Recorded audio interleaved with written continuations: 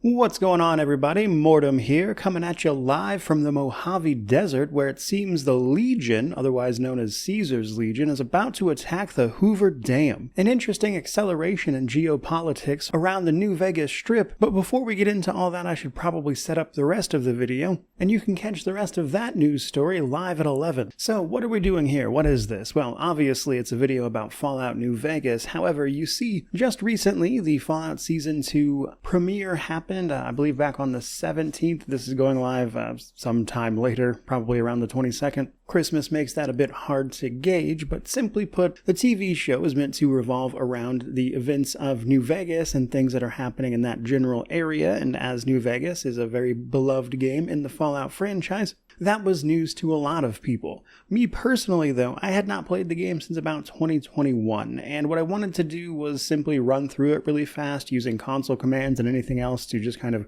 get the juices flowing in terms of the story, the events, what happens when, that kind of things, just to sort of jog my own memory about some of the more minute details of Fallout New Vegas, to hopefully enjoy the show a little more. But even then, truth be told, I fully expect the show will likely have its own portrayal of events that probably doesn't line up one-to-one with any particular route through this game. And to that end, do you really need to watch this video? Probably not. Do I expect this video to do well? Also, probably not. So with all of that out of the way, let's go ahead and get into the rest of this. Now, I don't know if you guys have maybe heard about this. It's actually pretty low-key, but Fallout New Vegas runs real bad. In fact, you may go so far as to say it's one of the more notorious things about the game. Largely the result of a short dev time from Obsidian Entertainment, of course, as they had to make the game in a very small window of time, and so things like final polish, etc. just never quite happened. And yet, thanks to fans and honestly just some other workarounds, you can mostly get around this, because while there certainly can be plenty of bugs in the Mojave Desert, the actual problem is more that the game crashes a lot. I've personally never found an exact suite of mods and everything that made this game perfectly stable for me. I've heard people use mods for that specific purpose, and there's whole mod packs dedicated to it. I've never had much luck with those personally, but from what I understand, some people swear by them. There are also, as with most of these types of games, mods for basically everything you could think of.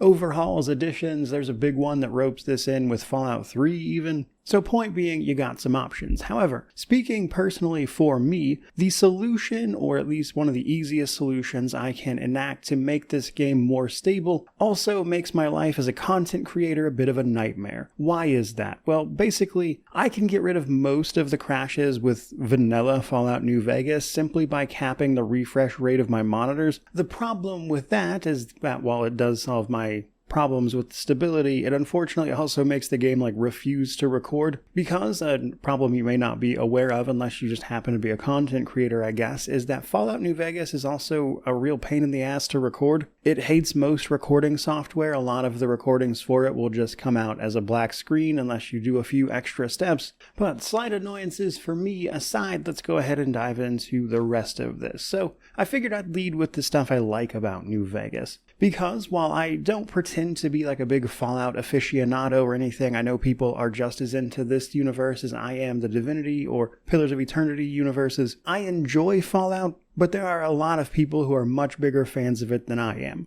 And yet, really the only one that I have not completed in full or, actually played through the main story of even in any capacity is actually Fallout 76, which at its nature as a bit of a spin-off is obviously a bit of a different genre anyway, so there is that, I suppose. But armed with the knowledge I do have, the things I like about New Vegas the most are, for starters, the progression systems. So they built off of Fallout 3, of course, and in particular, Fallout New Vegas takes a lot of really great little steps to altering how progression worked in Fallout 3 to make it more interesting. That is to say, reducing the perks and stuff that you would take to once every other level, and also making the perks that you have options to take much more interesting in general. And while there are still some clear winners like Skilled, or even more interesting ones like Logan's Loophole, it does make just the simple act of playing a character and actually having to work towards becoming a jack of all trades a bit more of an interesting proposition. Because one thing I didn't like like about Fallout 3 was basically that you could just accidentally stumble into being a maxed out character. You can do that in New Vegas too, but you've at least got to try a little bit. And so simply put, I can see why they made those changes. But the other thing I really enjoy about it is actually the factions and the layout of the game itself, because while you spend much of the first act of the game simply trying to get to the New Vegas Strip, the rest of the game comes down to the various ways you can complete it and interact with its different factions. And more often than not, these factions send you to the same places, but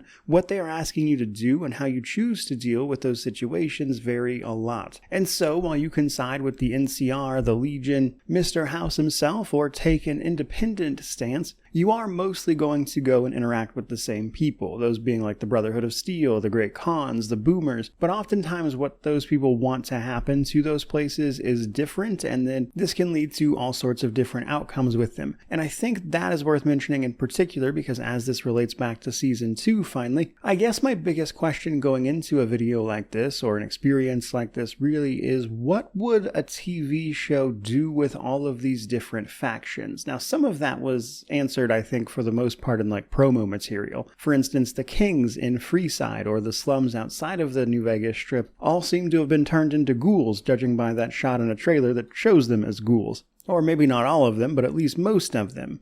So let's keep that in mind as I talk about the rest of this. So probably important to mention a bit of timeline information. The story of New Vegas takes place, I believe, in 2281, and then the TV show is supposed to take place in like 2296, so about a 15-year difference. But also not so long that people would probably forget somebody like the Courier. So, I mean, question number one, how much are we going to learn about the Courier? Because in New Vegas, we play as the Courier, if you'd believe it, and in a fantastic opening to basically any game, it begins with you getting shot in the face, left for dead, before being dug up by a Securitron, the robots that guard the strip and specifically serve Mr. House typically, who brings you to a doctor who manages to save your life, and you go on Vengeance Quest 2.0 tracking down Benny, the guy who shot you. Thus begins Act 1. However, along the way, we're going to learn a bunch of other stuff. For starters, what Benny attempted to kill us for was the platinum chip, which we were supposed to, as per our job as a courier, deliver to the New Vegas Strip. We're also going to encounter along the way all of the game's different factions and get to grips with both their strengths and their weaknesses at the same time. This is going to lead to, once we track down and deal with Benny, the rest of the game where you can choose which of those factions to side with, if any at all, as you shape the outcome of the Mojave, with the platinum chip mentioned earlier being a pretty central key to this because Mr. House had it manufactured so he could upgrade the Securitrons,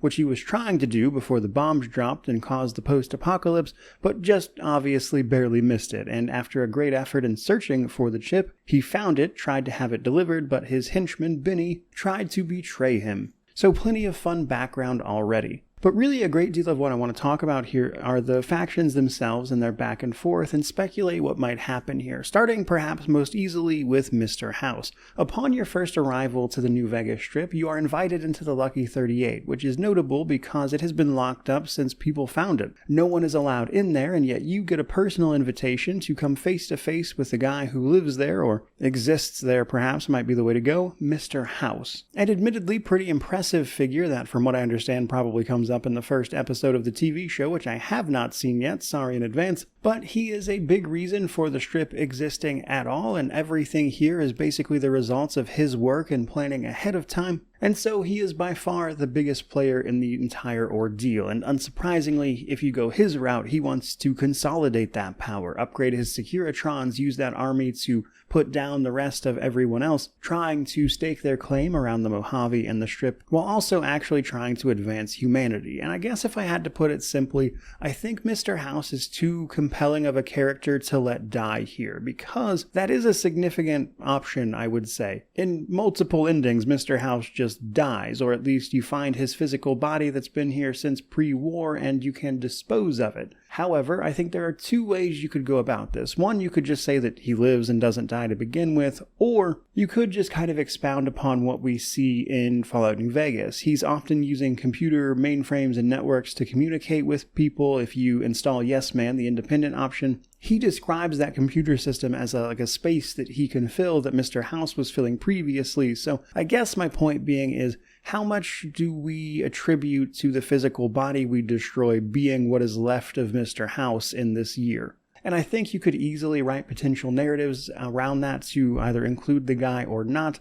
while at the same time not necessarily invalidating anybody's ending, which is obviously going to come up over the course of this thing. But in order to install Mr. House as the de facto ruler of everything that he's kind of already in charge of, mind you, you're going to have to contend with the NCR and the Legion. The NCR being the New California Republic, the government that popped up from Shady Sands all the way back from the first game and has since grown into a behemoth trapped in bureaucracy and other problems. So ultimately, the New California Republic is buckling under its own weight thanks to red tape, politics, and a variety of other problems. They are struggling to actually maintain their proper control over the things they have taken. Sensing this weakness, the Legion, or Caesar's Legion, led by Caesar if you'd believe it, has tried to move in, and they've already lost this fight once at the Hoover Dam, being successfully pushed back, but a second battle is clearly on the horizon as they want to bring their way of life to everybody else. And seeing as the Legion can either be the main antagonist or a faction that you join, let's talk about them next. So Caesar's Legion are a brutal sort of reimagining of Roman warfare and discipline. They do not like the use of guns, preferring to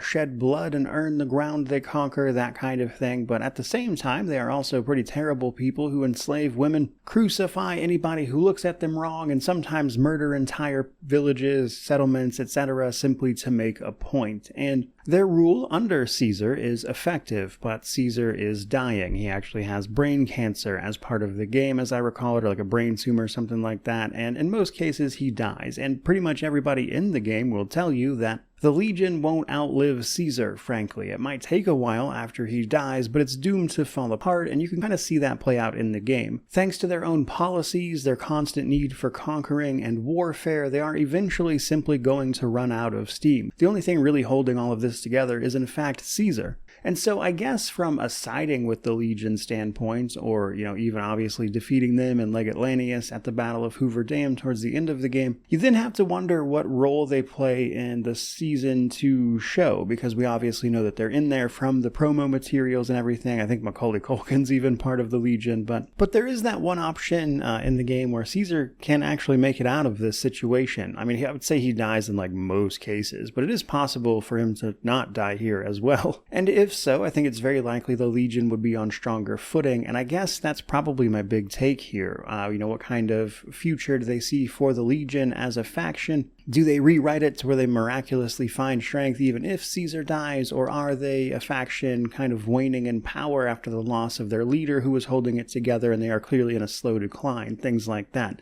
Those are kind of the options I see for Caesar's Legion, but the other option is the NCR, and the NCR's got its own fair share of problems that aren't exactly a shining beacon of light in the darkness, but rather they have problems with the fact that the NCR will roll over basically anybody if they want your territory. It might take them a while, but they'll do it. Sooner or later, you're probably going to cave to them. They'll isolate you, do all these other things to coerce you into joining the NCR and ultimately take your land and use it for their own purposes. They're also trapped in a perpetual bureaucracy where people will often put politics ahead of the actual situation on the ground, which has led to the exacerbation of the Mojave campaign with the Legion anyway. And much of the situation with them in the Mojave revolves around getting them back into fighting shape and getting them to actually move and do something, as opposed to just playing along with the status quo of everything. However, what makes this especially interesting to me is what is going on with the NCR in the Season 1 of the TV show. We know that after the events of Fallout New Vegas, Shady Sands, their capital, got obliterated. They are not in the best shape. And so, regardless of what you do with the NCR in New Vegas, I think Season 2 has the opportunity to rewrite that entirely, or,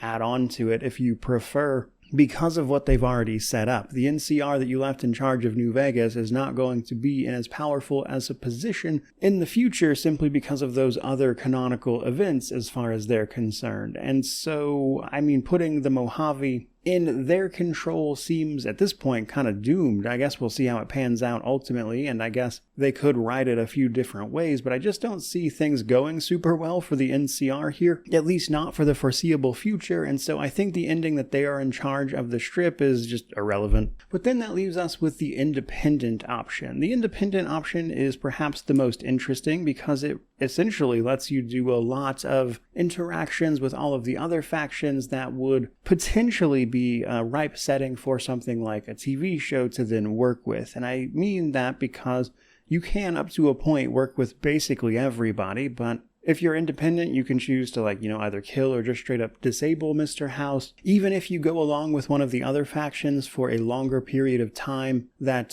cuts off the other regular factions, you can always take the independent ending. It's sort of the catch-all just in case, and because of that, it will allow you to do, strange stuff. Like, for instance, taking the not killing Mr. House option, saving Caesar, and then taking control of the strip anyway. There's a lot of just, weird little oddities that you could use the independent run to facilitate if you really wanted to write an odd story that doesn't necessarily commit to basically any of them. Which in terms of flexibility and storytelling seems like the obvious choice, if anything. But I obviously don't know what they have planned, so we'll see how that pans out, I suppose. But then, of course, outside of all that, there's all of the other factions, like the Brotherhood of Steel, the Great Khans. The Great Khans were massacred by the NCR at one point. They are considering joining the Legion, which is a dead end for them as well. It's really hard to get a good ending for the Great Khans. They are kind of on their last legs when you enter the game of New Vegas, so I'd be very curious to see what, if anything, they did with them. Then there's the Brotherhood of Steel. The Brotherhood of Steel has a lot going on thanks to the Season 1 TV show. They've got that, what appears to be a civil war between them going on in the background of Season 2, more than likely. There's the chapter that was already in the Mojave that we can interact with. They're pretty reclusive and not making any big moves in the area simply because they kind of lack the manpower to do that at the moment, thanks to everything going on with Helios 1 in the game. And so there's all that. Then there's whatever happens with the Boomers, the artillery-loving faction to the northeast of the Vegas Strip. You potentially help them float up a old bomber that they then use to bomb the Hoover Dam as part of the battle there. There's the mutants in Jacobstown, which aren't necessarily touched by the main story much, but are present. And Marcus, the leader there, being a huge character to the series overall, you'd have to wonder if they did anything with that guy.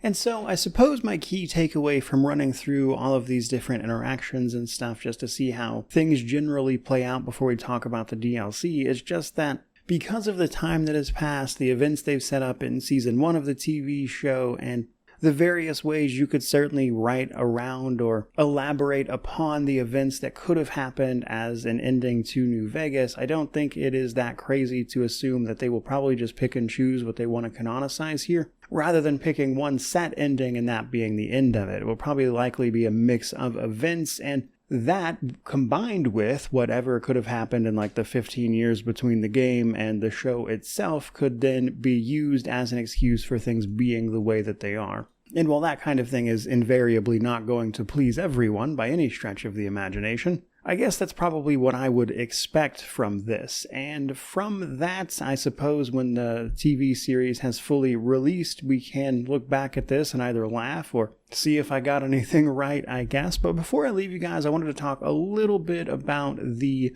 DLC as well. So Fallout New Vegas got quite a bit of DLC, and truth be told, I would be surprised if absolutely any of it came up in the TV show. Realistically, all of them are pretty well standalone adventures that take you to different areas. Honest Hearts showing off some of the tribal warfare that's going on as people try to curry favor with the Legion.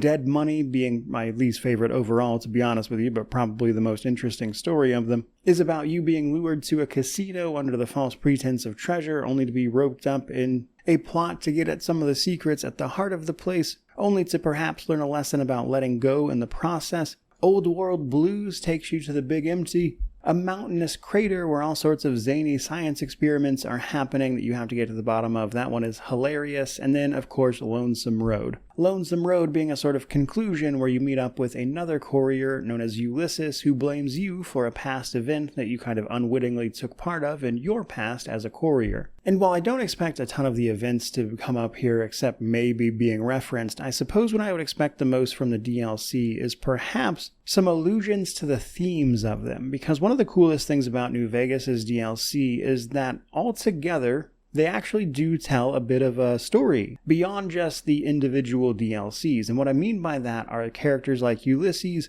Christine, and Father Elijah. These are characters you'll meet as part of the DLCs, yes, but they're also mentioned in most of them. Father Elijah is kind of like the antagonist of Dead Money, and we can actually see some of his journey in places like the Big Empty as he was going there, getting information, that kind of thing. We see the same thing with Ulysses, who was kind of inadvertently tracking you around the way, and we can have conversations with people who interacted with these guys. And when all's said and done, all of the DLC for New Vegas does, if you are paying attention, actually weave a pretty deliberate little narrative that isn't directly connected to the stories of the DLCs themselves, but it does a fantastic job of like coloring the background of the world. Like there's all this other stuff happening outside of the immediacy of the threats in front of you, and I think that is actually one of the things Fallout New Vegas does best. Because what I think might actually be difficult to capture about New Vegas in the medium of a TV show is all the little details. You see, if you were to just play through New Vegas, run through the faction endings, run through like the big side quests and stuff, what you would very likely miss is all of the unmarked like little interactions and quests. So New Vegas, I would say, probably has more unmarked interactions and unmarked quests, that kind of thing, than most of the rest of the actual side quests and stuff. And thanks to that, there's so many things you can do to like get immersed into the land of the Mojave. And that's before we even start talking about stuff like the companions, and Lord knows what the show will do with those. But in addition to everything else I've listed out here, I think the world building that they put into this place through all of that stuff is really what makes New Vegas so memorable and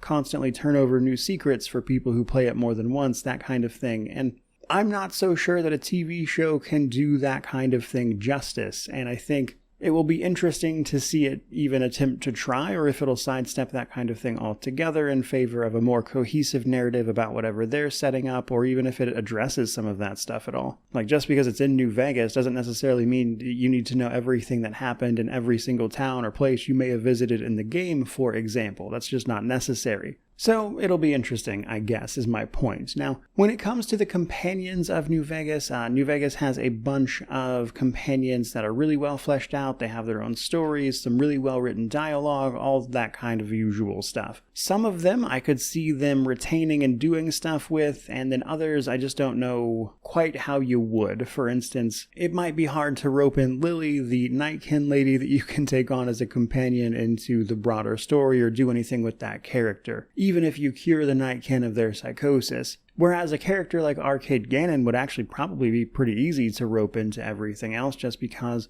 as a member of the Followers of the Apocalypse and just a well-learned guy in general, I'm sure he would have plenty of use in the Wasteland after this, and I imagine 15 more years of the Wasteland beating the guy down would be interesting to see. However, I wanted to mention him in particular because he also puts you on to the Enclave remnants as well, and this show seemingly being quite a bit about the Enclave, there may well be some connections there. So I think a character like Arcade Gannon, it would make perfect sense to bring back, if, of course, you wanted to do anything with that character. So we shall see, but I think all of that is pretty much where I'm going to wrap up this particular video. Just the idea here was basically to jog my own memory about some of the events before I jumped into the TV show for myself, probably over the Christmas and holiday break. And for me at least, I got that out of this experience. I'm certainly feeling a little refreshed on the events, as it were, but I am really looking forward to sitting down and actually watching this. It'll take a while, as I believe they're not finished doing the weekly releases until like the beginning of February, but in particular, I really want to know what they do with Mr. House, Arcade Gannon, and the situation around the Strip and the Securitrons as a whole. But that, I suppose, is as good a place as any to wrap this up. I certainly hope you enjoyed the video. I'd love to hear your own speculation on what the show does or does not cover, but, do be mindful of spoilers, obviously.